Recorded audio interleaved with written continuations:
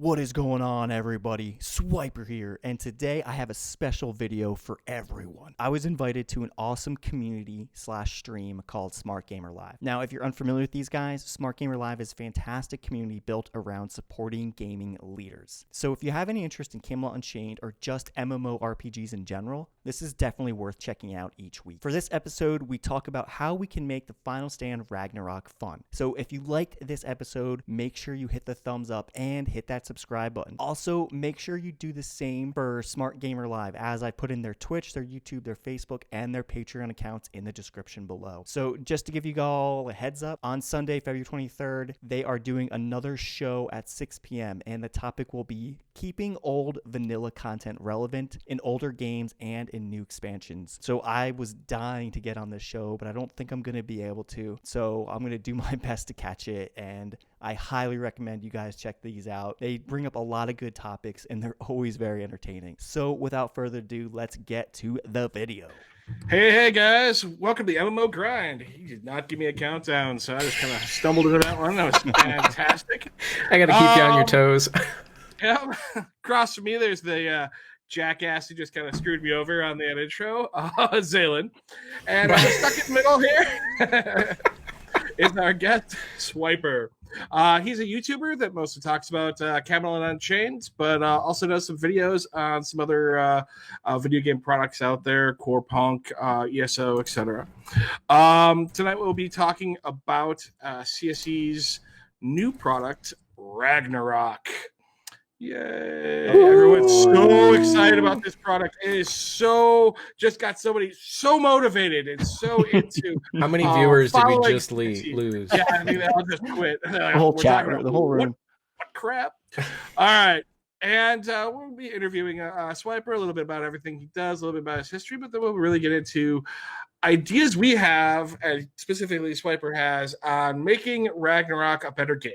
We want to basically throw out some ideas. We'd love to hear from your ideas as well in the comments, and talk about trying to get it to be a good game. Now, to be fair, we've only seen alpha footage of Ragnarok, so who knows what CSE actually has planned, but I would like to at least have people's voices out there so they can maybe pick through them and add some good ideas to the game. From there, once again, a lovely disclaimer: we are not CSE people. Anything that we say that we want to see or that should be in there isn't necessarily in there. We're not speaking for CSE. Blah blah blah.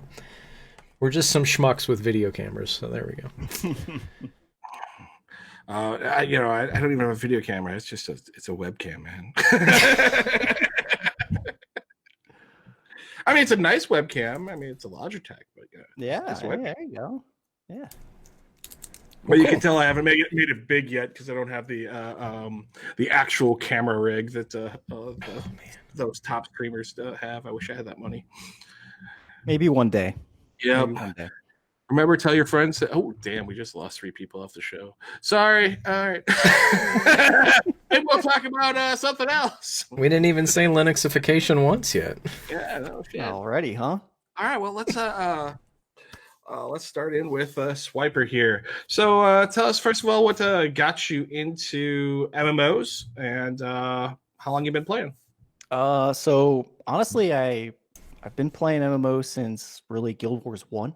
I've always been a fan of like the RTS games like StarCraft, Warcraft, and RPG games like Final Fantasy. So I think when I first started playing an MMO, like you could actually see other people like leveling up with you and partying up with you. Like that's what kind of stuck with me, because the whole process of actually leveling a character and sticking points places and choosing abilities and things like that, that's kind of really what drew me in to basically, I think it was Guild Wars 1. And I guess I'll go a little bit of my history through some of the MMOs and how I kind of ended up with CU, so everybody has an understanding. So like I said, I started with Guild Wars 1. That game was fantastic because my computer was absolutely crap and I didn't have a job, so I couldn't pay a monthly fee. And basically, it was awesome. So it was one of the first games that was hyper instanced. For those that have not played it, it is It's really good on the machine because you're not trying to support the whole entire world. You actually load into instance maps to go do questing with groups. So Is that what it's called? I see. I always call it like lobby based, but that's good. That's good. So basically, from Guild Wars, it kind of spoiled me because you could kind of pick two classes and kind of merge them together, which was awesome, which you don't really see too often nowadays. Depends on what you want to play. Yeah. So eventually, WoW became a thing, and I was familiar with WoW because I played Warcraft. And that game basically blew me away because it wasn't instance based. It was you go through the map, everything's there. There's no loading zones, and it was just so easy to pick up.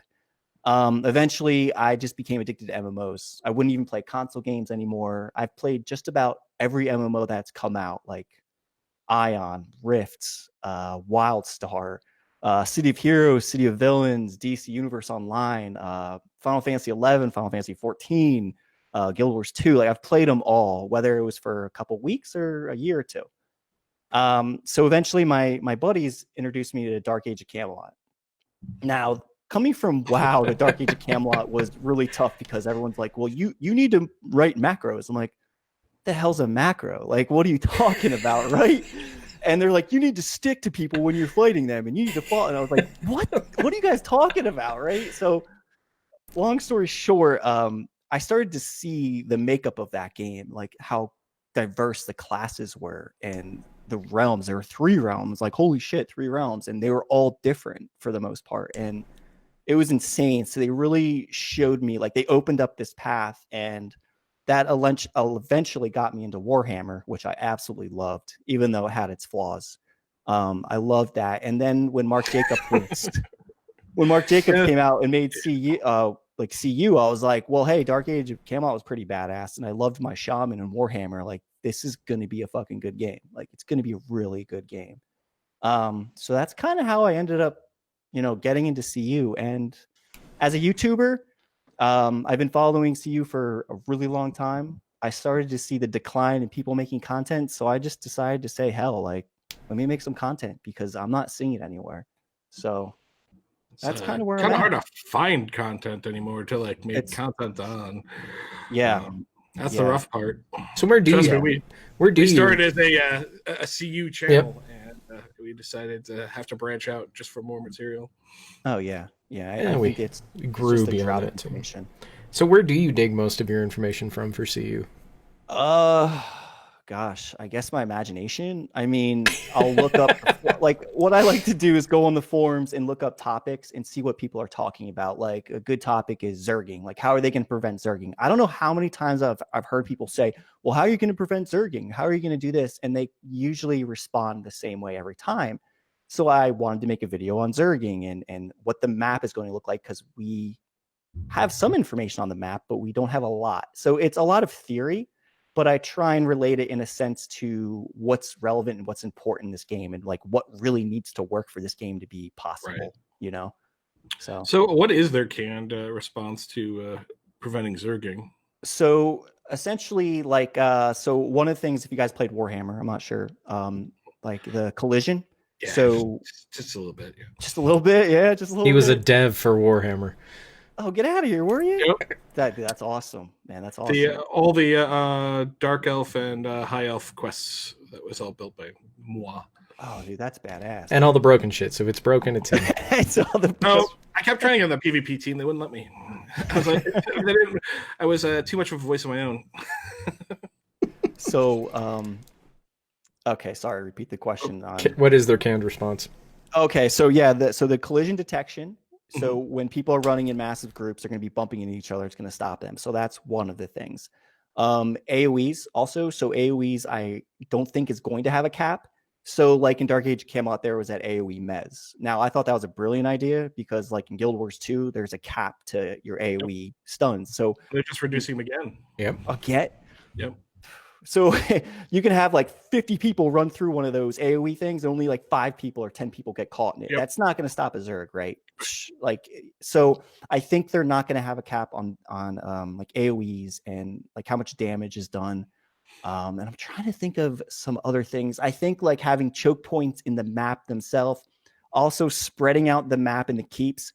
So like another point that you made on your video, Malice, was in Guild Wars 2, the keeps are like almost on top of each other. Right. So when you're running as like a 5-man, you're gonna hit a Zerg. Like Right. it's You can't inevitable. avoid it. Right. You can't. And everybody in Guild Wars 2 has speed boosts, right? So everybody can move quick.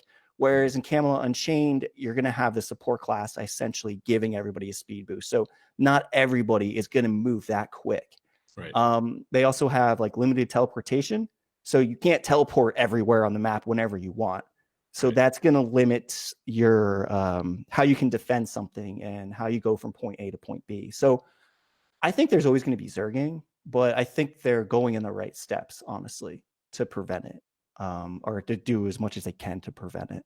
Bobo brings up a good point that Veil Storms will happen a lot faster on huge Zerg battles. So if you want to avoid the Veil Storm, then reduce your size. I guess the one conflict I have with that whole entire concept of statement is that they're working on an engine to support thousands of players on the screen. Why would you possibly contemplate making a system to stop Zerg? Zerg's is literally your bread and butter at this point.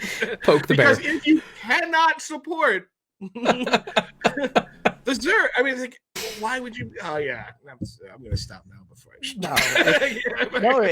it's a valid point. Like it is, but there's always going to be Zergs. There's nothing you can do about it. Right. It's always going to exist. I honestly think that as long as, like Dark Age of Camelot, where things were spread out enough, every group type has a purpose. There's nothing wrong with Zergs. Zergs fulfill a purpose, particularly in a siege-style game. You just need them. That is what the castle combat is about, is a Zerg and maybe less than a Zerg hiding inside, praying that somebody shows up and helps them because there's 300 guys knocking on the door outside. Help me! That's I was always curious as to why people were playing Camelot Unchained, or looking to play Camelot Unchained, and then being like, "How are you going to stop Zergs?" Yeah. Like they want thousands of people. All right. So Ragnarok. Yes. And then we see through Ragnarok, through that same lens, and this is where I get to flip that script. Hey, they're going to do it with NPC models, and they're going to use that engine to create thousands and thousands of NPC models to rush at you, which, mind you, are a lot easier to render than, say, 1,000 unique players.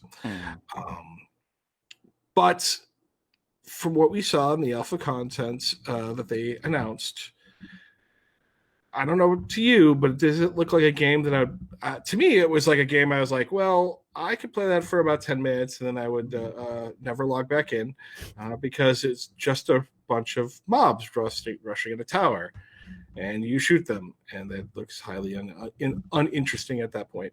There was a couple of things that grab on the ground that didn't honestly seem to even do much, like the traps and stuff. When they were showing them, they're like, they put out a trap. Oh, it killed 3 things, but your flame arrow is killing 23 things. Why would you stop to set up a bomb when we could just shoot another arrow?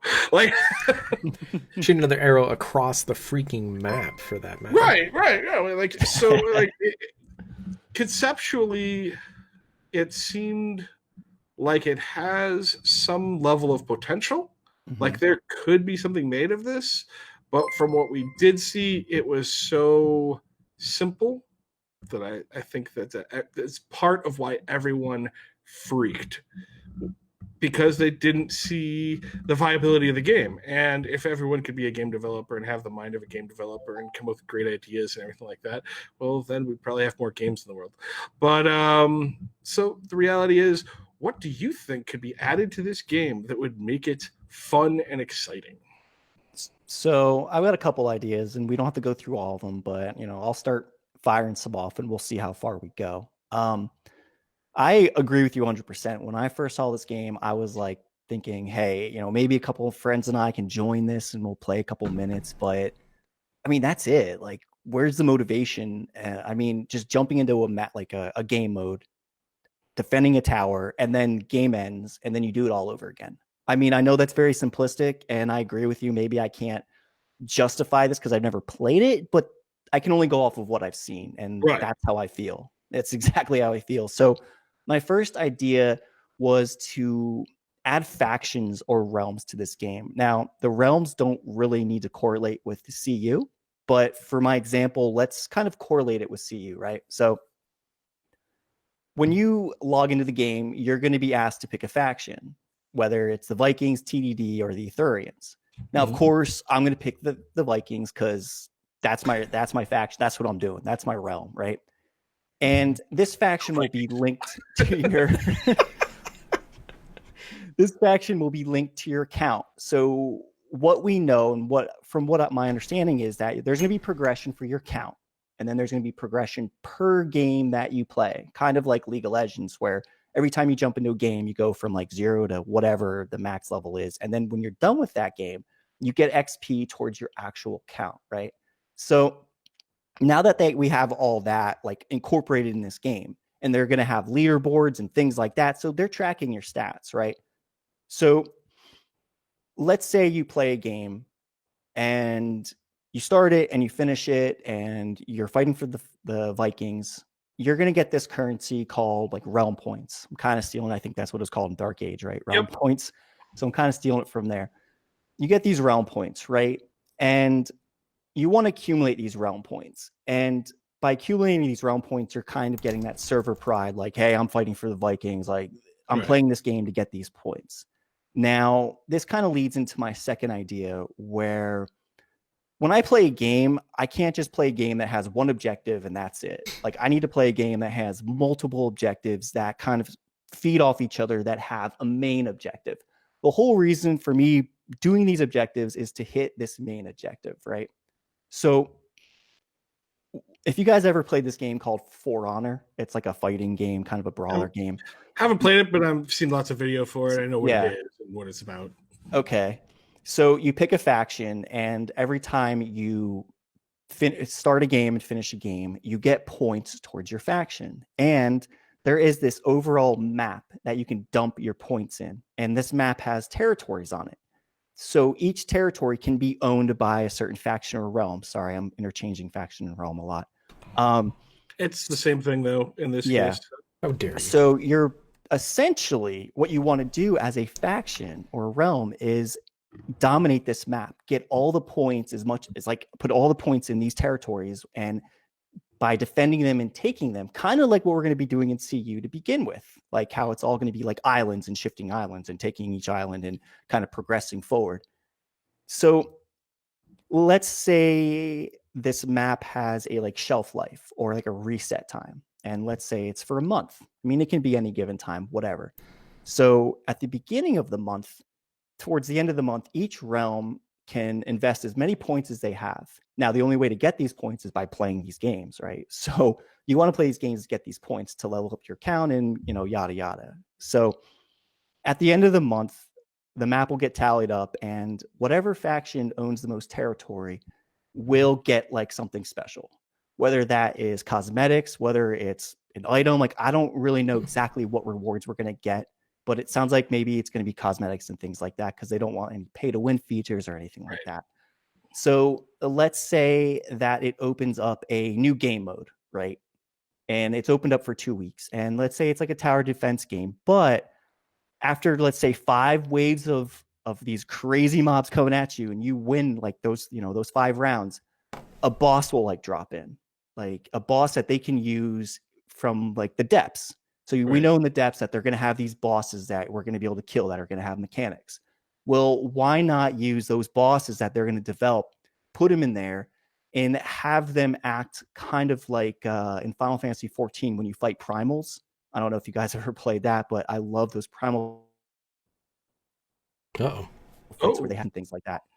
Have them do something like that. So when you get to that final stage, you have something challenging and something that's worthwhile to fight, and make it really hard to do.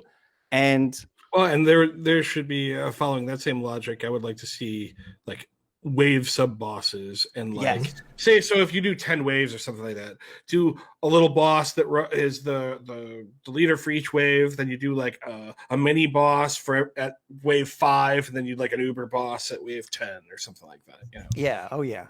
Yeah. So this kind of gives people incentive to say, hey, like I could spend an hour or two and do this. And then maybe next week they're like, hey, let me see what this map is like. And I know JB was on with you guys before, and he made a really good point. He said, if you can incorporate like an app or something that gets people to, walk away from the game and think about the game and keep thinking about the game, like that is key. And I remember one thing that I loved from Guild Wars 2 was they had a world versus world map app, and you could track what keeps were getting taken and what keeps you owned. And I would look at that thing all the time at work and be like, oh shit, like dude, I gotta get home and like take this keep, man. Like I mean, it's stupid, but Dude, I'm sick, I'm leaving early. Ciao. And they could I think they could potentially do something like that with this kind of map, and it would keep people engaged and keep people wanting to come back more, in my opinion.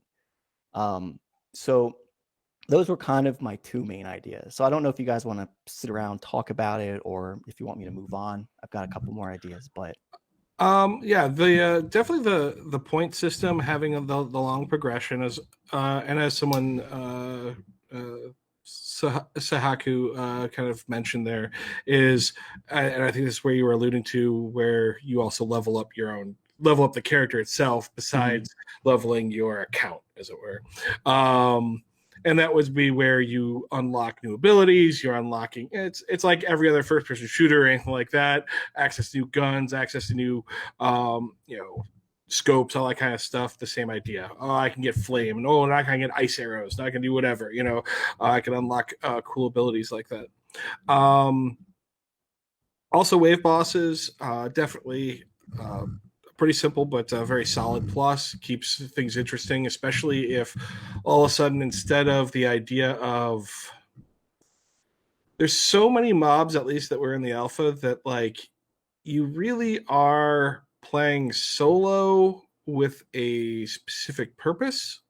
Like, so you have a group purpose, but your game, you have to spread out enough to make sure you can control everything. That it would be nice to have that boss where it would bring all the players to the singular location to battle it, which would be really fun as well. So definitely support both of those ideas, and I think that that's the only way to really make it interesting and competitive. I'm not even sure that you have to do a map, though. A map is a really cool idea where you could, especially because this is at least my take from what I got from the storyline of what they're doing with Ragnarok. Is Ragnarok is going to be the precursor story to Camelot Unchained. It's the fall. It's the eruption of all the undead, now all this horrible stuff, and the ripping apart of basically the realms, and where magic and everything kind of puts it back together, and that's why they're now floating on energy and everything like that. So why not take these two games and kind of link them together in such a way that as your faction or realm or whatever we want to call it in Ragnarok progresses, does these things with the maps, it gives your realm bonuses in CU, and then as you control Frontier or whatever we want to call it in CU, that also directly affects your map within Ragnarok. And so there's kind of a balance that they've got to do there, which would force people to play both, because you obviously want bonuses from both. Which I think comes with its own negative, which is that there are just people who aren't big into MMOs. They don't really want to play an MMO. No, but like, those same people would probably love of raider, 10 people in a map or something like that fighting, even 20 or 30, a PUBG style, like whatever, instanced gameplay is very popular. I mean, look at there's the bread and butter of Fortnite and PUBG and Escapes of Kharkov or whatever it's called now, and all those types of games where it's just small amounts of people fighting over matches. And I think that people are more excited about that. They like the disposable game experience. They're okay, like, so why flowers, walk away? Why can't you still have that and yet link these things together? Because people will automatically make the assumption that now I gotta care about. I don't care about that other game, so I don't really want to play this one because I don't care about that one. I mean, idea-wise, in general, it's not the worst idea, but I have a feeling that as soon as Camelot, but I have a feeling in Camelot Unchained, most of the people that are being pulled into Ragnarok at this point will walk away. Like they're gonna stop playing. Camelot Unchained subscribers, people who have backed this game and everything like that, are gonna literally just gonna. This is a time killer until CU comes out. They're gonna light it with a match and walk away. I mean, so I don't think it's worth having that. It's better if it stands alone. You could still have the connection story wise. You don't need to have a connection physically, in my opinion. That being said, I think that from what I saw from the races that they were running around, there was a Valkyrie and a Saracen and whatnot, that they are at least connecting it in that aspect to the realms. So something that they definitely don't want to do with the game is they don't want to make actual PvP, because that's what CU is. Don't really want to make a competitive product. They don't want to fight each other. They want to fight a PvE environment, which is fine. What do you think of this idea, though? I think of a novel way of doing PvP in the game. It's crap. I know it's a shitty idea, but I'm going to spit it out anyway because I like shitty ideas. Yeah, that's what I do. My goal is to completely derail his thought process as often as I possibly can.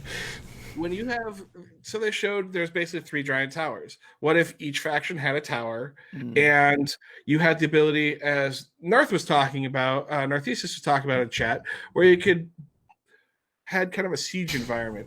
Even if you had to run out, were given a couple of minutes in the beginning, you run out kind of Fortnite-ish, build up some defenses, build a wall, really play at tower defense, be able to build walls to maybe flank the mobs off, deflect them off of your tower and run in another tower.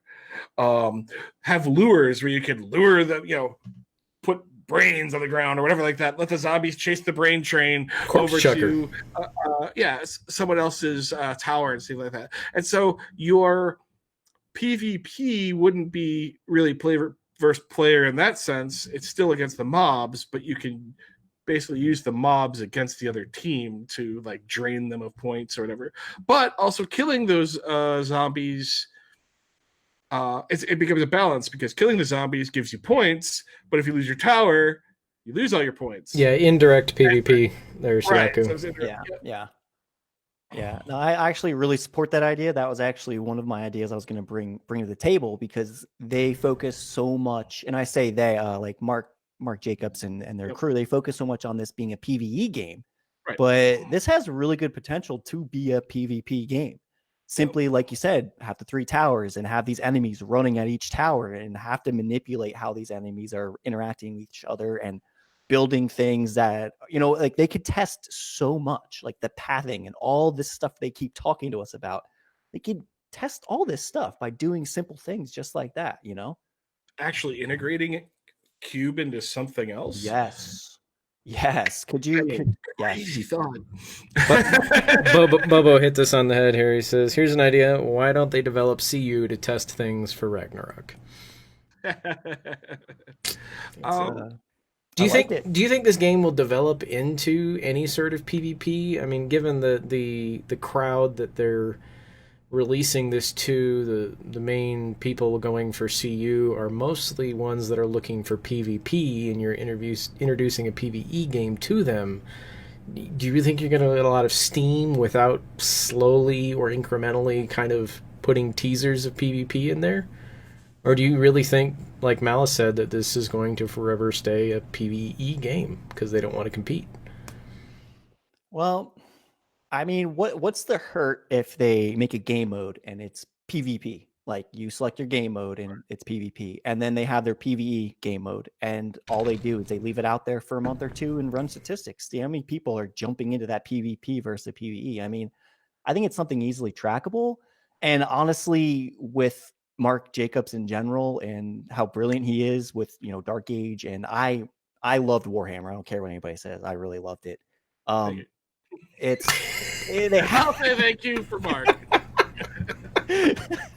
They have to add PvP to this game. I don't see why not. I really don't. It I would be can't imagine stupid. it's It too would hard. be stupid not to. I mean, the infrastructure's there. Everything that is necessary for it is there, and it's like we look at the game and go, PvP. That's the first thing that comes to mind. Is Mhm. why can't we do that? I think for them to not to is just I think Sahaku brings up a perfect point.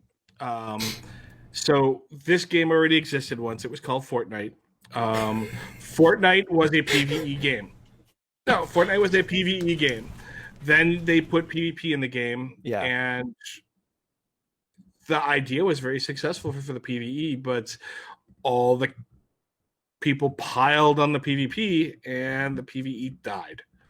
I think they're even like they charge you for it now, They do. I gotta which be is honest. stupid. I'm I with you, gotta be Narth. honest with you. When I jumped into Fortnite for the first time, I mean, I hate the game. I'm sorry, but I do. Like, I just can't play it. I noticed that the PVE you had to pay for. I'm like, wait a minute, you get the PvP for free, but PVE's for like you got to pay for that? Like, why? Like, I don't know. It boggled my mind. Because But PvE takes development cost. hmm. That's a great thing about PvP. You basically put 40 idiots or however many idiots you want in a room, shake and see what happens, as opposed to PvE, which is, we have to come up with new and interesting content and new interesting mobs and new and interesting everything else. Because, I mean, that's really something that I think I said last show about Ragnarok 2 is that we better see 20 character classes and 100 different mob types, because if there's 5 mob types and the handful of classes they've got, you want to talk about extra boring, like. And their AI better be smart as tax, because if it's dumber than doornail like their stuff is right now, I mean, it's like hitting a stationary target almost. Mm-hmm. Well, that's why I didn't understand. He's like, yeah, look at the AI, look at it do all this other stuff. I'm like, it's running in a Zerg wall at you. Yeah. You're shooting and killing it. How's this smart AI? I believe Unreal Engine comes with that as a basic function. We spent 6 years developing this. They can run in a straight line.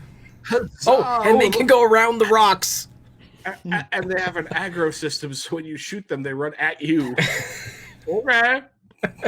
Bobo says, in my opinion, they should not try to make it too complex, mostly because the CU-based customers are fragilized, if that's even a word. I think they are walking on thin ice. Totally agree. Yeah, and I guess my counter to that is, they got these engineers, they got these artists. They're going to be working on this game no matter what. So, in my opinion, if they're going to work on this game, they got to make it fun. Because if they don't make it fun, then nobody's going to support it. And in my opinion, if nobody supports it and wants to play it, then it's only hurting them in the long run and us. Really, everybody that wants you to. But let me throw this question out at you. If this game flops, wouldn't you be more pissed off if this game flops? That they spent all the time, the money, developing this game, surprising us with this game, and then it flops horribly. In some sick, twisted sense, aren't you invested to see, this game better be successful, it better do well, because you took time away from developing the game that I want you to develop, which is CU? Well, and as I said, it's advertisement. So if the advertisement fails, basically, and people go, wow, that was a garbage game, I don't think I want to play CU, because that'll be a garbage game if this is what the type of product they're putting out. So I think that it's that double-edged sword as well. Like, it has to succeed because it will draw people to CU. Bubba says nope, since they wanted it first develop an MMO, and MMO are MJ's specialty. We are the cult of Daok. I mean, all of us played DOC in this on this channel right here, right now, and most of the people probably in our chat have played that, or at least Warhammer. So I totally get it. But just trying to, without looking at MJ specifically or the company specifically, but looking at the game model that they're presenting and where to go with it and how to make it more interesting. Because It's better to have a successful game than an unsuccessful game. We've got enough unsuccessful games in the world. Yeah. So talk about your ideas for characters and classes and things like that that we might see or might play in the game. How would that be interesting? What are some really cool things that could work there? Well, and this is kind of it's kind of difficult because when I look at games like ESO versus like a Final Fantasy 14 versus Guild Wars 2, they're very like different systems. Like ESO is very like you're aiming, and Final Fantasy 14 is a very tab target, and Guild Wars 2 has that perfect balance where you're doing a little bit of both. So when you compare Camelot Unchained, their combat system versus Ragnarok's combat system, to me, it's pretty different. Now, I think they can import some classes like they showed us, like the spirit mages, right? We got to see, kind of the spirit mage pets and I guess how they're going to work in a sense. And, we get to see the archer and I guess like the berserker and things like that. But I guess to me, the best thing they could possibly do is take in the same exact abilities that we're going to see in CU and throw them in Ragnarok. Like throw them in Ragnarok. However they want to disguise these classes, whatever they want to call them or whatever they want them to do, just import the same abilities. Like one of my favorite abilities from like the stone healer is like bringing up the stone in front of you, right? And it's negating everything that's coming at you. Now that's freaking awesome because that is like strategy. If somebody's almost dead and they run behind you, throw the stone up and then heal them, and you're deflecting everything. Like that would be awesome if they added things like that to Ragnarok. And again, if they do things like that, they'll be testing the game, we'll be testing CU, and we'll be helping CU. So, I mean, that's just, kind of one of my examples. But I personally don't know how or if they're going to do that, because Mark did say something about, well, as soon as we add more abilities and combos and things like that, like I don't know what direction they're really going to go into with Ragnarok. I hope they don't go in like a, completely different direction, but you know what I mean? But I think they're gonna really take it. I think their goal is to be very class based and very rigid in what the abilities are. So you're gonna unlock abilities, you're gonna do things like that, and then it's gonna be like I said, here's your fire arrow. Okay, you unlock ice arrow. Whatever. But like abilities and things like that in CU on live, supposedly is we're going to have the ability to kind of build our own abilities. Yeah. So you're not going to be able to. I think it would be bad to test that idea in many ways unless they want to really simplify it, and which honestly is not a horrible idea. I do like the ideas in a lot of current games that have moved into that direction where they have like Astral Arcage has like ancestral levels, and you can unlock these different choices. So like, oh, my ability does this. Well, now I can make my little fireball shoot as lightning or shoot as ice, and it has different. Now I'm impacting how it crowd controls, how much damage it does, how fast a rate of fire I get, all those types of things, and it allows you to modify the character without significantly changing the class, and allows it to keep. It's easier to balance mechanically. So I'm not against moving in that direction either if they want to kind of more simplify it, so that even if it was like there are 5 different choices, they keep unlocking different choices and things like that to boost different abilities. Yeah, but as Narth says, building abilities is a really great feature, but everyone's going to spec into the min-max combos anyway. Happens every game. Right. Yeah. Oh, well, I mean, the majority, but the minority will always exist that always move around the edges. I mean, I'm that guy who builds a class who no one's ever heard of and then really ticks people off because I kill them with it. It's that's the thing, is it's like there's every MMO you've ever played, spend 1 hour sitting in public channels. There will be someone going, especially if a game's new, there'll be someone going, hey, what's the best build? Hey, what's the best build? Hey, what's the best build? And so those people exist, whether they're vocal about it in that way or they just go online and look at what the best builds are or what the recommended is, and they don't really think that far out the box. Or if they do, they think out the box later. They get started in a good build and then move on from there. But if there's options, people do explore the options. People do go into the options. Sure, 70% of the player base is all polearm knights or whatever like that, because that's the power game. That doesn't mean you won't see plenty of people who are just, I'm a tank player, I'm going to play sword and shield. I know it's not the maximum value, but guess what? In that one scenario when you really need me to hold that line, I'm your man, you know. Yeah. So there's always going to be those people that are outside of whatever the norm is, and the more choices you have, though, that's the one problem with sliders and things like that, is it can wander into I'll leave it this way: we haven't seen them work on it enough and deploy anything really for it for us to be testing it, and that stuff needs to be excessively tested to be balanced. And it is one of those concerns I have with CU that go on the pile with floating islands, where I haven't seen the technology yet. You haven't built it yet. This is stuff you can't whip up in 2 months. This is stuff that needs to be tested for a year. And we haven't even seen it. It hasn't cracked as an idea.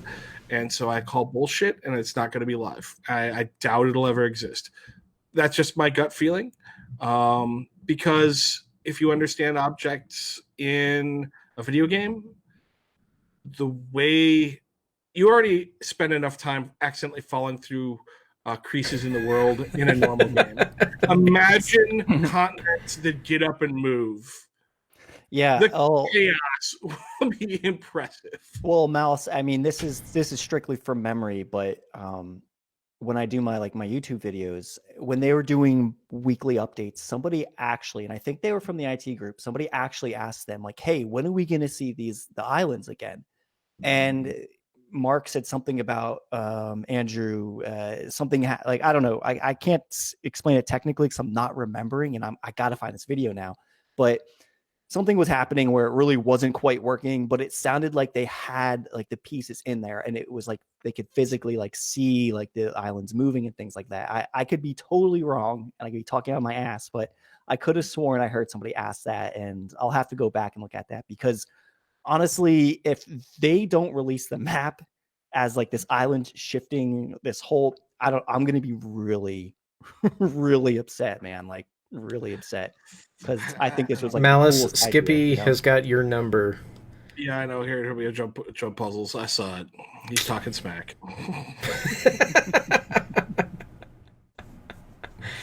I don't like jump puzzles. What can I say? It's what platformers are for. Neither does Skippy. He doesn't do jump puzzles either. So I'll go play a platformer if I want jump puzzles. Designed for it. Yeah, but I don't know. See, so you said you liked Warhammer. Mm-hmm.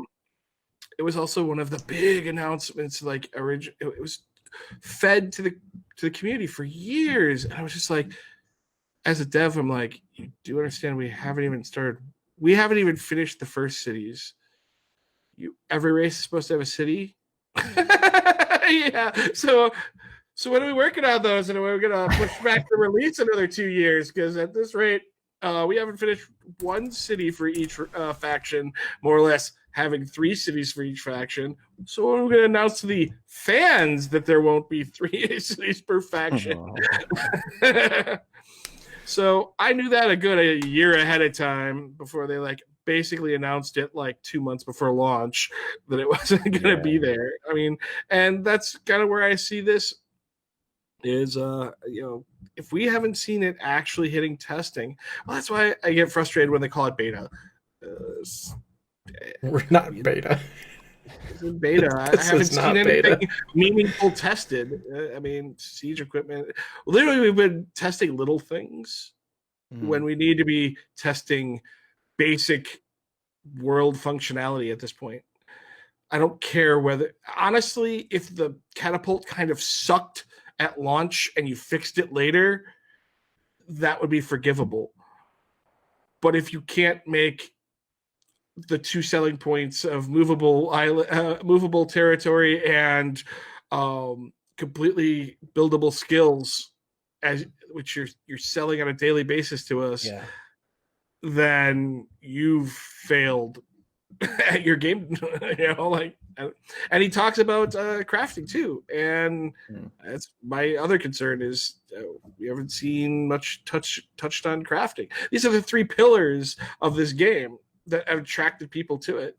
Well, I mean, if you think about it, crafting is can we say it's going to be at least 50% of the game?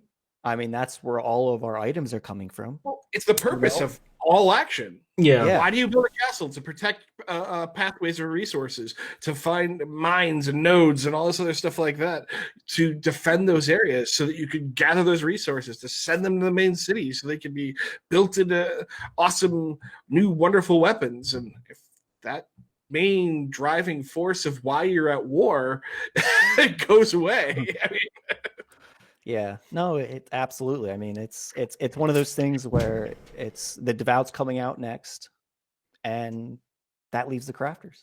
That leaves the crafters, you know. And maybe they'll put in the spirit mages, maybe, but I think they need the crafters. Who's putting money down? I think we'll start a pool now. That we'll have crafting in the game, but there will not be this magical crafting class. Oh boy, I don't want to go there. I'm starting the pool now. I vote that this magical crafting class will never exist, unless it is just an alt automatically on your account or something like that you get to leave in the city. I don't think that they have thought out or fleshed out enough of the ideas on how to make the crafting classes viable. Because if there was, we would see write-ups on them. There is no write-ups on the crafting classes. There is write-ups on every other class in this game. Oh, but Malice, MJ has his secrets. Well, that secret's going to bite him in the ass because it's going to be like, haha, the secret is I forgot to work on that.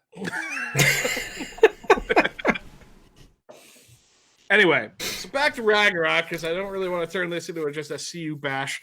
I've done that enough episodes on that. Too late. You know?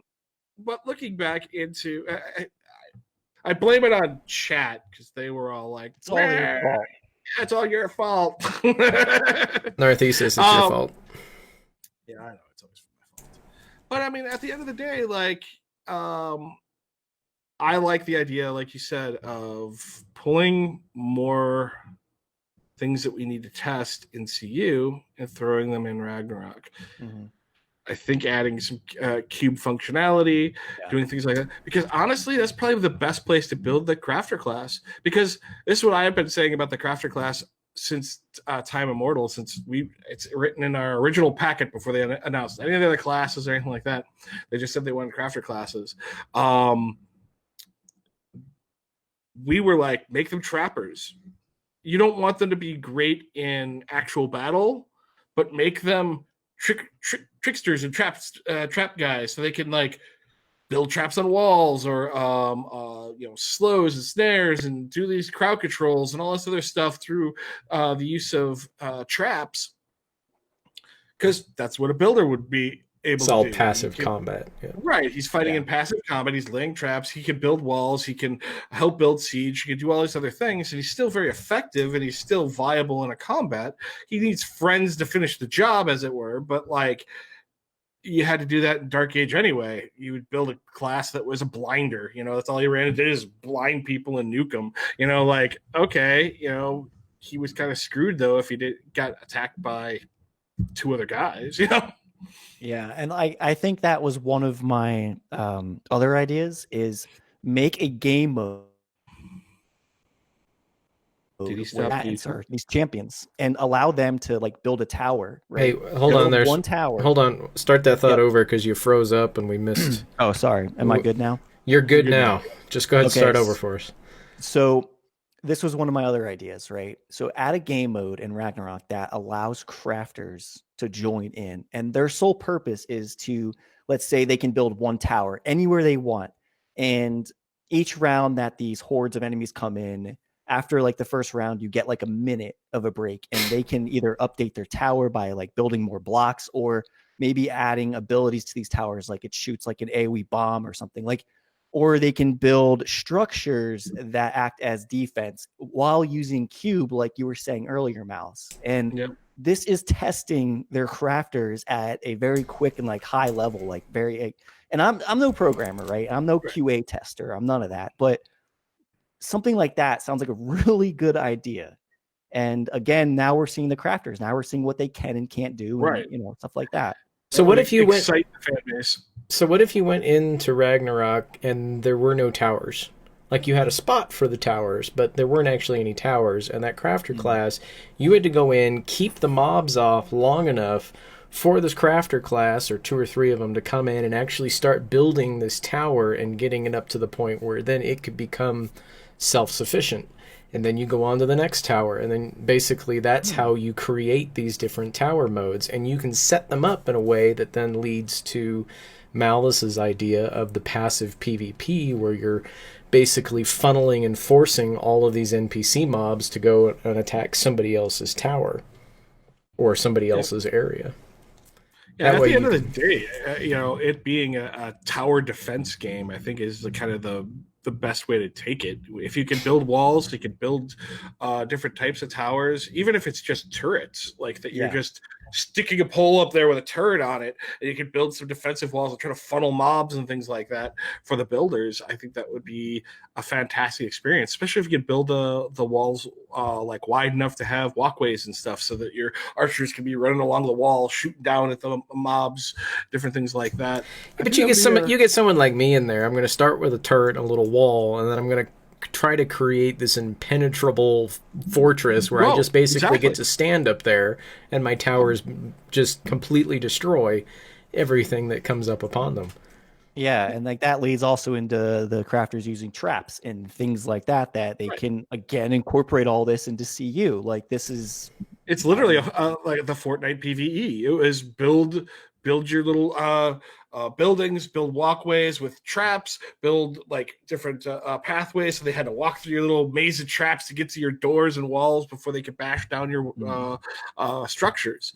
And that's the other thing, is then you mix and match that with the other classes having to go out even between waves and like running out and grabbing resources, so that the builder then can build higher quality stuff, because he may only have like brick or something like that, or whatever, and then he can start adding alloys and getting metals and different things like that, so he can build cooler turrets and different things like that instead of just walls. Like real life field runner is really all it is. Yeah, you just happen to be in the maze of death. Yes.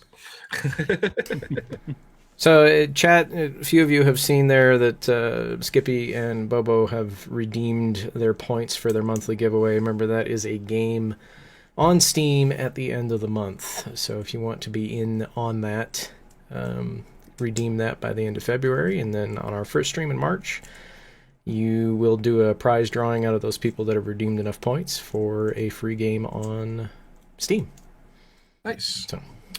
So what other grand ideas do you have for Ragnarok? I mean, I think we touched on a lot of them, really. I mean, I think they need to incorporate PvP. I think they need to incorporate things that they're going to have for the depths in this game mode. I mean, overall, I think the only way this game is going to survive is if they take it past just jump in a game, defend one tower, and call it a day. I mean, I've was introduced to like tower defense games playing like when you go on like play Warcraft and you go on like BattleNet stuff and you play people's maps and you get to literally make towers and, like you say, like funnel the mobs in certain directions, and it's actually pretty fun how creative you can get with that, and you could spend a lot of time doing something as simple as a tower defense game. You just have to have the mechanics for it. So you got to be able to up the difficulty. That's the thing I think is going to be I'll be curious to see how they do it. I mean, we'll keep playing the game as long as I can continue to up the difficulty in a way where it's going to kick my ass, but at the same time I can see, oh, if I just do this, maybe I'll get lucky and complete that wave. I mean, it's the same thing with all the stupid little games that you have on your phone. That's the thing that I think Swiper really is kind of pushing at with his PvP point, is that is the added difficulty level. You can have every wave get harder and harder and harder, and you have boss mobs and do all that stuff, but the coup de grace, that total screw you package, is how successful also is the other team, and him sending his boss mob for you to have to deal with both of them, or do something like that, where or even if you want to go with Swiper and in full PvP where you can actually attack each other, so you're having to figure out how to run raids on the opponent's tower while they're defending from waves and other stuff. All of that stuff adds up to players always will add that wrinkle of difficulty that is kind of immeasurable. You could make like wave 100, you no longer get things on yours, but you have to then go and assault their map while they're assaulting your map to kind of test the defenses that you've built up. And then wave 101, you're back to your respective maps with even harder stuff coming, but your defenses have all been royally screwed because you've got Yep. So what do you guys think of, do you think when they launch this game, do you think these games are going to be something that players can actually accomplish, or do you think it's just going to get way too hard, it's going to be never ending until you die? That makes sense? So infinite waves until such time as you reach a like, is there going to, can you beat the game that you join? Is it possible to beat the game? Like, do you think it's going to be possible? Because almost in a way, from the storyline aspect, you would want them to always eventually lose. Mm-hmm. Because that's the other thing, is you could have high level horde, all of a sudden, like vampire lords or whatever like that, rolling up with several minions with them and actually setting up catapults and things like that, launching your own walls, and trying to break through your terrain and stuff like that. You could constantly upping that difficulty level to eventually create collapse. It's all about collecting the points, that who is the most successful, who lost their tower the last, and all that type of stuff. To last as long as you can. But I guess with your map idea, you'd probably want at least some success, or maybe do like a weekly thing. So like you could have your map, and then everybody plays, and as you win or lose, you're basically on the map. The hordes keep coming in, and whatever faction is doing better, it doesn't push in as far. So then it's all about who fended off the hordes overall on the large map over a week, and then you reset it. Yeah, that actually goes along with the theme a lot better. Yep. Yeah, I like that. Yeah. See, Hako says there was an arcade mode on StarCraft where you had to defend your base, where you use your resources to send mobs to the other player's base. You would love to see that game mode like that. Actually, yeah, you could, especially since they want to test this AI. Let's let them see what the Dogs of War can actually do. Actually, build NPC generators that are like troops that you can mount on your own walls and stuff like that. But you could also build parties and send them in and raid the other guys' bases. So instead of the mobs, you would literally be creating, your faction NPC raids. Yeah. And you know what? That actually just gives me another idea, because I remember somebody asking me questions saying, hey, like when you own a keep, can you hire NPCs and send them out to a specific location? Now, I don't think you can do that, but I was on the stream with MJ when he put out the whole AI pathing stream, and I specifically asked him very pointed questions on that. One is, you will be able to put certain routing locations for your NPCs, so you can actually put up points of preference in your castle, so they'll stop and guard there for a while and then wander off and continue to patrol. You can also set them to have, or you can tell them to just stand there and not wander. And you can also change their aggro. So they will go after healers and ignore tanks and DPS, things like that. So you'll be able to actually choose who they chase as their primary target. Of course, tanks will have the ability to probably taunt or whatever like that to draw them into them and whatnot. And enough damage is going to change your aggro, but their first priority turns into hunting a healer or hunting the DPS or whatever. Yeah, and again, you can incorporate something like that into Ragnarok, right? Yep. So, what do you guys think of Bobo's idea here of tower offense versus tower defense? Like building towers closer to where as he puts it, the not dumb as rocks anymore NPCs are defending the towers, and your goal is to take the towers. So there's a throng of NPCs that are defending the towers, and you are the ones going and trying to take the towers. So like reverse the game, essentially. Yeah. That actually wouldn't be a bad idea either, especially storyline wise, because when I saw those towers, I was like confused because they looked evil, right? Mm-hmm. They didn't look like things you would want to defend. They looked like things that would be summoning the hordes.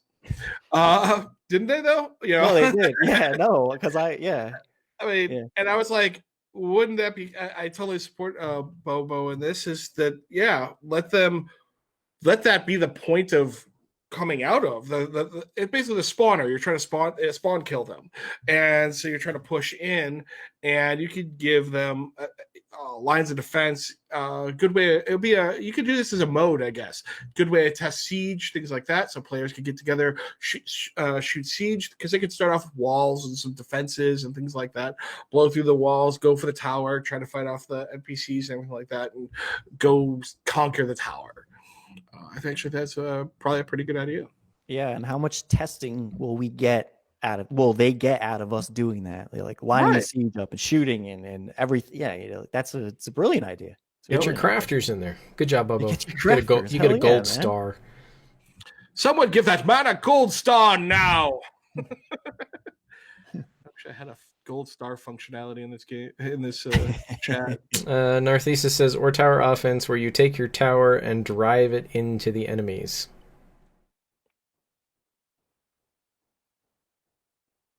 Like on wheels, or like? Yeah, I think Narthesis is just bringing out his inner troll. There's always one. Narthesis is one of my resident trolls, yes. As Bobo flexes his brain. I collect trolls, so it's so our tower defense where you can take your tower and So Sihaku said before 18 classes for each race. Do you think that having an enormous selection of races and classes to choose from would be beneficial to the game or ultimately detrimental? Well, look at League of Legends and look at how many different characters you can play. Look at Overwatch, look at how many different characters you can play. People like variety, even if it is an illusion. People like choice. Mm-hmm. And so everybody having access to, and it doesn't need to be maybe 18, but if everybody had 10 even or something like that, it would give people a lot of interesting flexibility.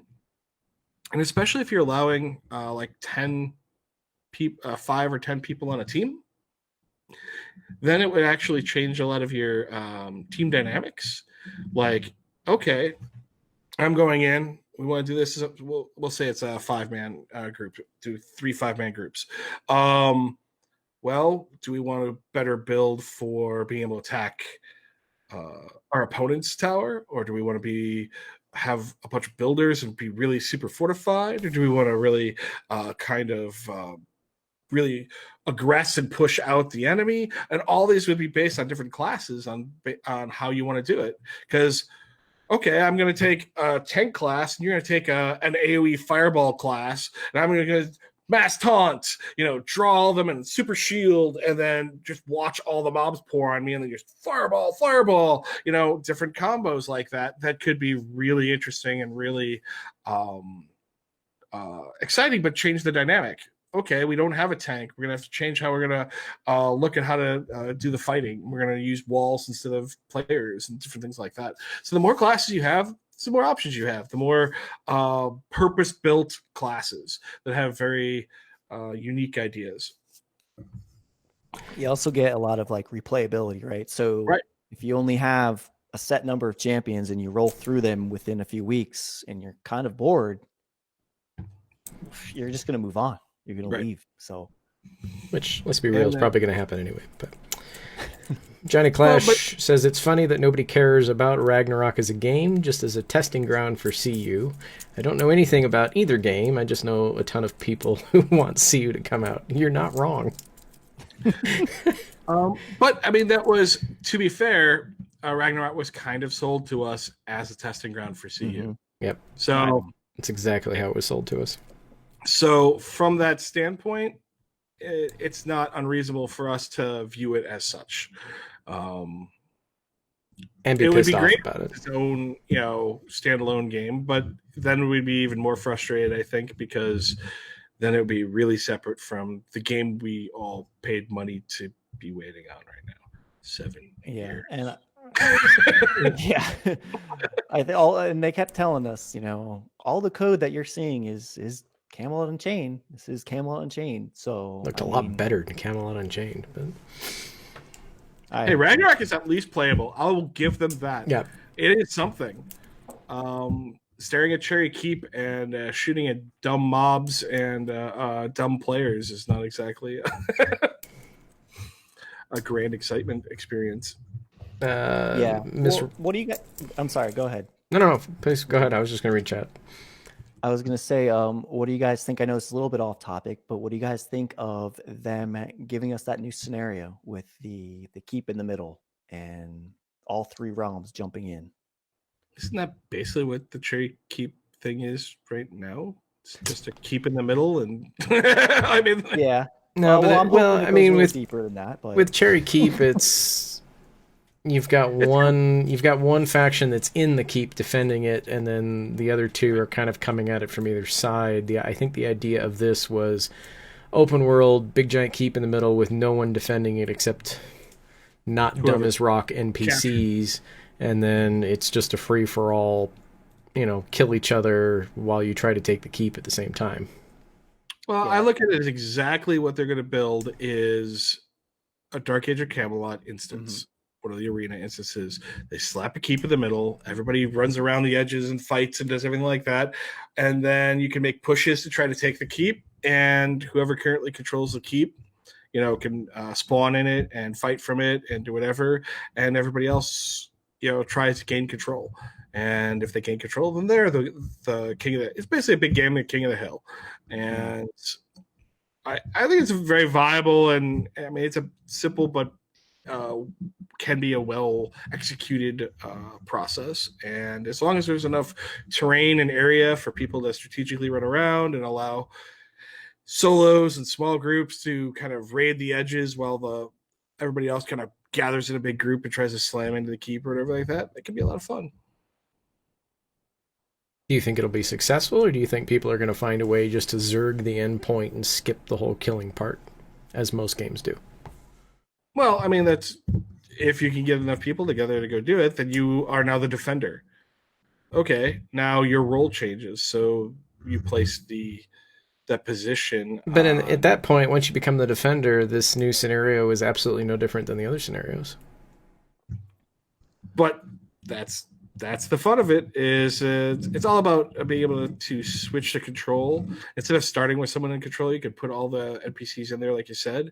But as soon as it's sacked, I guess the point is: are you making the scenario so that this will run for an hour, or are you looking for the scenario to be live and just running? And if it's live and just running, then you want castle capture, because then people get bored, start logging out, other people will log in, then the castle will fall into control of somebody else. And the nice thing about this scenario, especially with castle control, is that it allows players to they can put it up on the server and let it run for 72 hours or whatever like that, and actually allow people to come and test their game, as opposed to people who are from foreign countries and from that don't have jobs or work graveyard or whatever.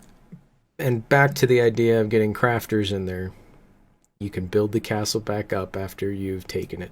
Mm-hmm. Yeah. Because how else are you going to get it back to? Does it just automatically reappear as a big shiny new castle like 2 minutes after you've taken it? I mean, what happens within those 2 minutes? As Miss Rabble said, it's basically Thidyanki. Thidyanki as a game experience was everybody rushed in. Eventually, a castle would fall. You basically would you kick down the doors and you had to go kill a castle, your keep lord. You killed the keep lord, you gain control. As soon as you gain control, ping, all the walls were instantly fixed and the keep reset. But you could also continue to upgrade keeps, do things like that. So that would be kind of, I guess, a cool idea, is they could have it so that the keep keeps upgrading. And then once it conquered, sure, it might reset to fixed, but it's low level. Narth is trolling again. It gets knocked down, but it gets built up again. Yes. Thank you, Chumbawamba. From that tub. Well, I'm hoping when this scenario comes out that the classes will have a couple more abilities than what we've seen, and like it'll be more of we're testing out the classes and destruction and all that stuff, all compassed together. But we'll see what happens. That'd almost be another neat thing. Is not sure exactly what Bobo's saying, but he used the word tower, and I was like, triggered in my mind the Dark Age of Camelot, the keeps, and then there would be the outlying towers. And I think that would be kind of cool too, to give like smaller groups and multiple facets. And I always thought that system was pretty good at breaking up the Zerg temporarily, as they would run out to fight the towers and then gain control, so that they could go use them as platforms to launch siege into the keep and things like that as well. Bobo's saying basically you swarm in, it's tower offense, you're taking the tower, and then once you've taken the tower, then it becomes tower defense. And now that you've taken it, congratulations, now you get to hold it. And in that respect, you could kind of go into that.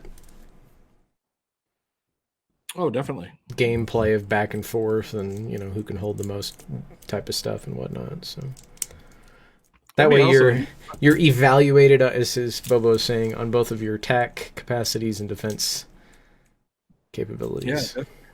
The other kind of neat thing that you could potentially do is have the road to nowhere, as it were. Have a long, long road that is heavily defended. There's a keep on a hill, basically, and rough terrain that you have to run up these roads, and it's almost like tower defense against you. And each faction is kind of going up their own and trying to conquer the towers and everything like that. They gain points for doing that, and then then it's kind of a race too to get to the keep, and then who can beat up the keep and take it, and then you can do a reset, rinse, repeat. That would be kind of a cool capture objective kind of scenario too.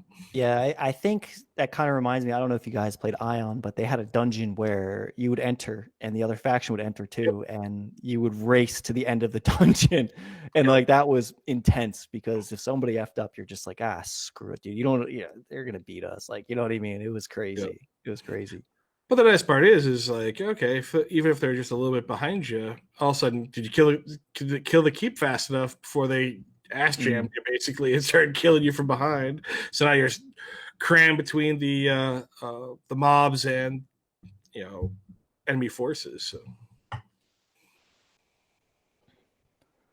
So your YouTube channel, you've got a lot of again, primarily CU related material on there. I know you said that you kind of started it because you didn't see a whole lot of people keeping up with creating content for CU, but what about that drives you? What about that excites you for creating that content? Like, for basically just content in general or content for CU?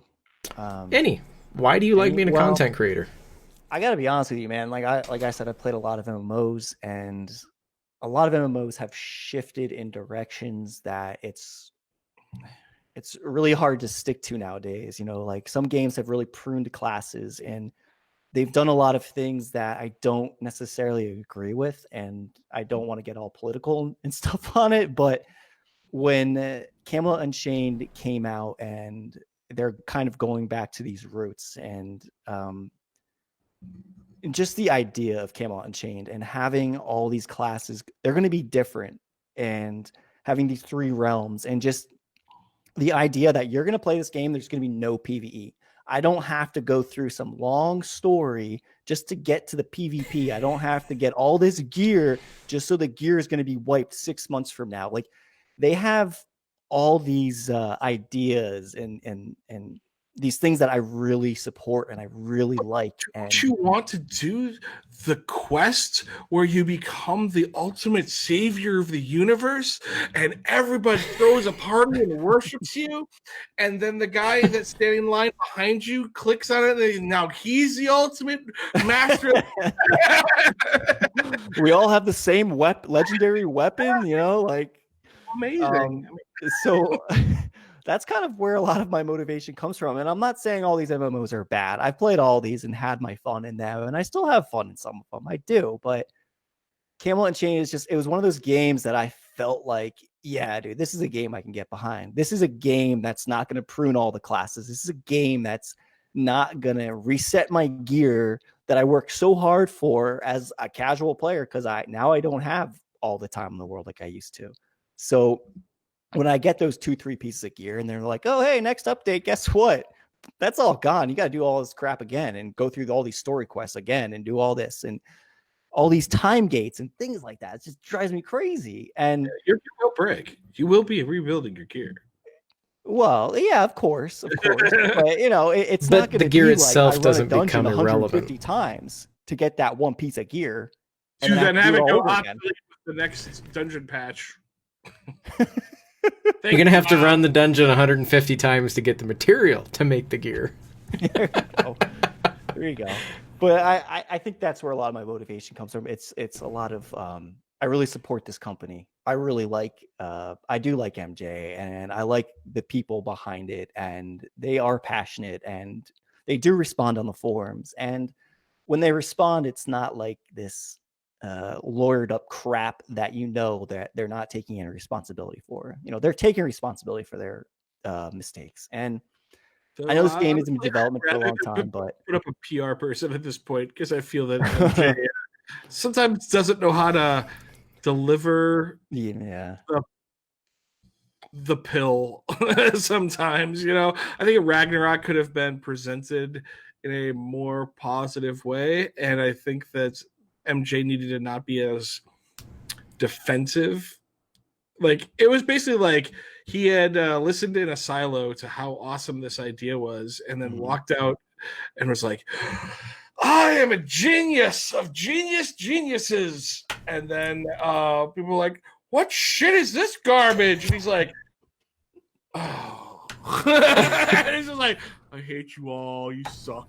Yeah. I mean, but if you think about it, and trust me, when I saw that video, I was not happy. And that's why it took me a few days to make my video, because I was trying to make it very not biased. But as we've seen on this stream, though, people love the rage. I mean, if you look at Malice when he gets on his soapbox and just starts screaming at his little camera there, people love that. I've never done that. I don't know why you keep accusing me of doing that. I've never done that. I'm very back me up, chat. He does that almost every time. Come on, Bobo. I know you'll back me on that one. I don't know what y'all talking about. You know, so, you know, besides this fiasco and them taking so long to develop this game, I mean, I really don't have that many complaints, and I've come to an acceptance level. Like I've said on, you know, a few times, I went through like the 5 stages of grief, man. I went through all that shit when they went through rehabilitation or whatever they're calling it. I hated it. I hated them all. I wanted to get away from them all. I signed them off. And then eventually I realized, what other game is doing this? Like, what other game is going to have 3 factions that is going to do just all PvP? I mean, I know Crowfall is, but I don't know enough about Crowfall yet. I haven't done a lot of research on it. But other than that, I mean, ever since Guild Wars 2, after playing about a year of Guild Wars 2, I've been hopping around, man. I've been having a hard time sticking with an MMO. So long term, do you kind of see yourself as one of the de facto content creators / here's an update for CU, come check it out type of channels, or is that not what you're going for? To be honest, I want to keep my channel just CU, but I might branch out. But yeah, I kind of want to keep it CU, and when CU launches, whatever that's going to be, then he'll actually be able to have real content to make. I want to do guides, and I want to just be part of the community and keep this game alive, because how many games that we've played in this past, now they're on private servers.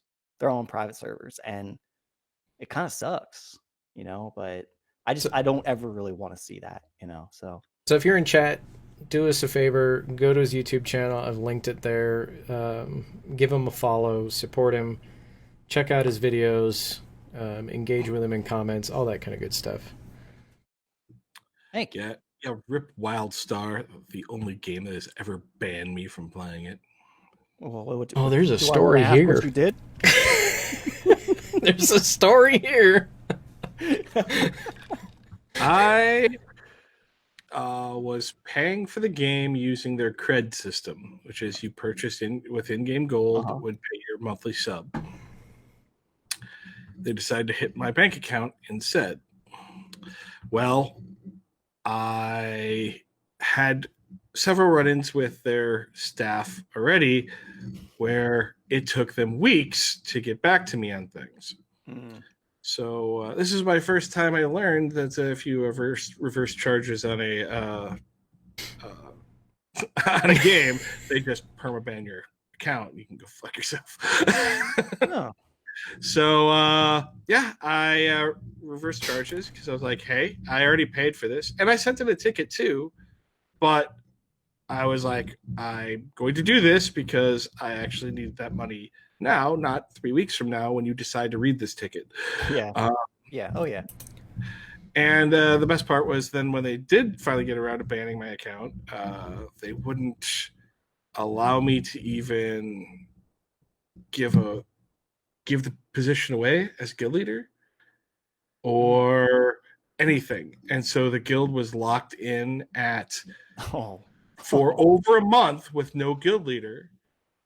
And well, let's be real, everybody got so mad that I got banned that a 40-man guild just picked up and quit the game for the most part. We think about 10 people stayed, the other 30 just all quit. So they lost 30 accounts over their $15 a month that they wanted to take from me. So yeah, I was gonna say $15. Like, yep, policies are policies. Gee, Gladius, you come in near the end.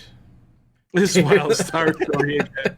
I mean, hey, you want me to tell the other WildStar story where I accidentally deleted a whole entire guild? I mean, I had some of the best stories out of WildStar.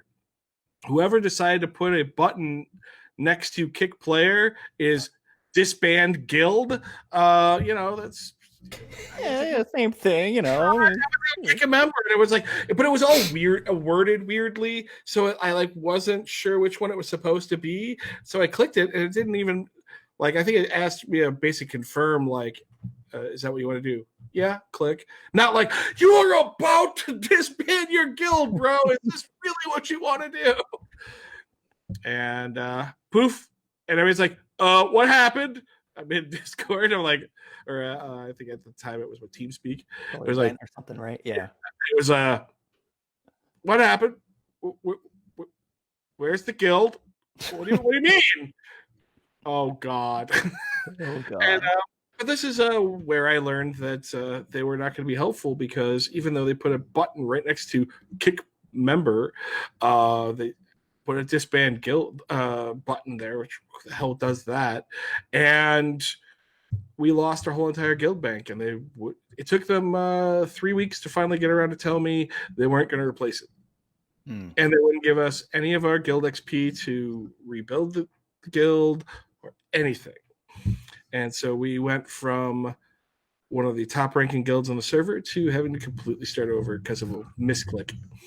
And it was all Malice's fault. He had one job. One job. Yep. Well, 2 jobs. Kick player. And apparently disband guild.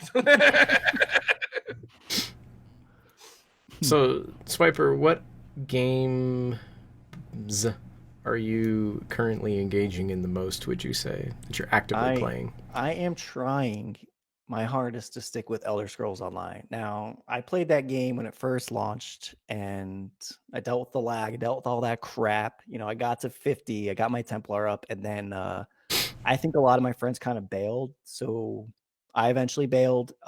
It was released for Xbox, so then I played it on Xbox, leveled up another 3 characters, then stopped, and now I'm coming back because it's nice because it's free to play, because I can only get on like once or twice a week. Bobo's playing it with us, so it's a lot of fun. A couple of my buddies are playing it, so I'm doing my best to stick with it. I always get tempted to play something else, but I'm trying to stick with it so I can be good at the game, you know? So that is the game I'm playing. Sounds like you're struggling. A little bit, but I've been like I said, I've been struggling because like when I played Guild Wars 2, man, like that was such a different. The combat was so different to me. You know, there wasn't a holy trinity. You had to take care of yourself, and I loved it. So once I kind of got sick of Guild Wars 2, I think I've just been having a hard time. So, you know, I don't know, but I'm sticking with it. So. Johnny Clash, you have him on the spot. Is there anything specific that you want to ask him about stuff? He apparently loves the question I'm asking you because he's been looking for an answer for over a decade. So. Oh yeah, he's a good friend of mine. So. Always distract. I mean, where we're at right now in games, we all kind of struggle to stick with games. So I'm always curious to know what people are playing, why they're playing it, and. You have to realize there isn't basically an MMO on the market right now that isn't at least 5 years old. Yeah. That's horrible. Like, you should have, and I really wish the MMO genre would follow this model. Build a 5-year time arc for your game. This gives you a window to make cool story, do everything like that, tell your story, and then wrap it up. Make a new game if you want. Make a 2 of that game. Yeah, use the things that you've learned, all the crap data that you've collected to make an even better game. Right. You should burn that game every 5 years, restock it with new tech, new ideas, new systems, and then relaunch it. If you have a fan base and you got enough fans that are interested in your storyline, they'll be interested in your storyline when you decide to kick it up a notch, you know, and they'll come back. And I think it would keep games fresh, as opposed to the fact that you're playing MMOs right now on, they had 5 years of development of themselves, so they're on 10-year-old tech right now. Whee! Like, I mean, like, and then you go play Anthem and you're like, oh, right. That's so gorgeous. Too bad they didn't have any writers or level designers. So Bobo says, on that point, I think Crowfall can actually last a long time with the timed scenarios / objectives. Honestly, Crowfall, like, long term, is probably one of the neatest ideas I've seen in the MMO genre in a long time. To make instanced, as you call it, lobby-based kind of gaming both engaging and long-term and not feel shallow and like lose immersion. It's literally a game that decided to take that instance environment and make it part of their storyline of why it's that way, and that's what I consider really interesting. It's also because you don't have to spec into one character. You're not a character, you're a spirit crow. that's who you are. And when you go into a scenario, you go, I want to be a centaur warrior this match. And so you're a centaur warrior, and your spirit crow inhabits a centaur warrior, and that's what you are. And sure, you can build them up and whatever like that, whatever car you want to drive, as it were. But and I also like how the looting works. There's going to be PvE and PvP in the scenarios, especially depending on how long the scenario, what type of scenario you're in. Some of them are supposed to be like 4 to 6 month long campaigns. And based on those campaigns, you're going to have access to finding neat loot. So say you find an epic sword or something like that, right? Well, all your gear gets wiped at the end of this campaign, but you get to pick like one thing to keep. And that becomes your thing, And so you get to go, oh, I found an epic sword. Great. I don't have any epic swords or whatever. And so I go, you slam it in your vault instead of keep playing with it so that it survives to the next campaign. So a lot of really neat ideas like that I think are going to be kind of revolutionary in the game space. Yeah, you're making me want to look at this game more, that's the last thing I need right now. I need to stick to the game. Sorry, Johnny Clash. Well, think of it this way. It's not out either. It'll be out in a year. No, but you can play more of Crowfall right now than you can of CU. Any CU. Yeah.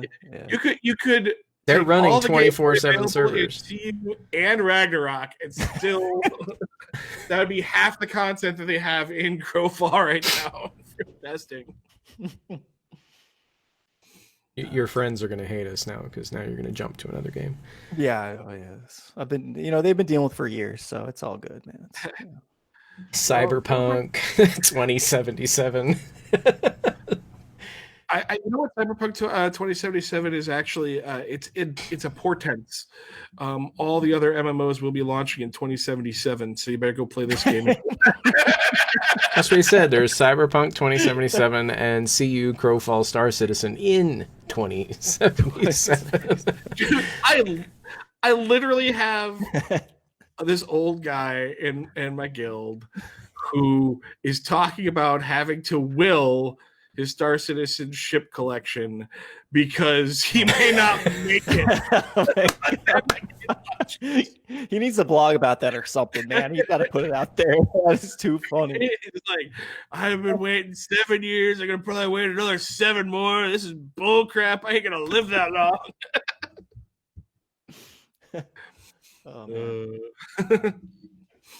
Oh yeah, I will definitely play Cyberpunk. I'm just a Cyberpunk junkie. Like, I love the Deus Ex games and all the other anything that's my jam. That's my genre, and I really wish that someone would write an MMO or pay me to write an MMO.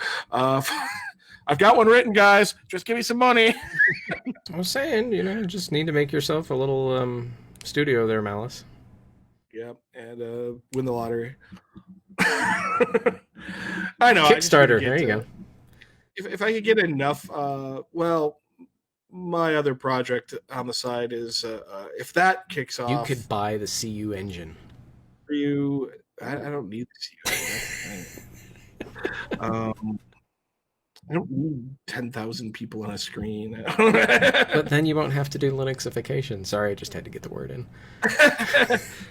Damn it, I got no alcohol. Everybody must drink. I have to refill.